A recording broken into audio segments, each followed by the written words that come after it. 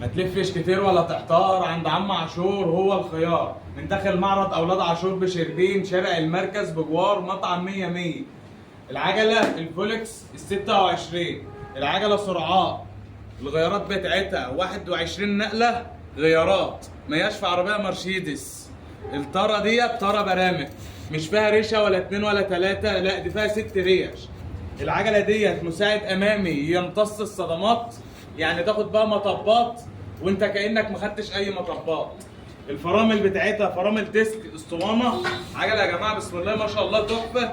الاكس بتاعها الامامي اكس عصفوره، تيش بتاعها تيش برضو عصفوره، طلع الكرسي وتنزل منه زي ما انت عايز. الكرسي بتاعها كرسي طبي، رفرف 3 قطع طاير، الجزء الكفه بتاعها حديد. حاجه بسم الله ما شاء الله عاليه. قطع الغيار بتاعتها كلها ماركه شيمانو. العجله تفصيله الكادر بتاعتها يا جماعه واخده انحياء. العجله دي اسمها ايه؟ اسمها فولكس.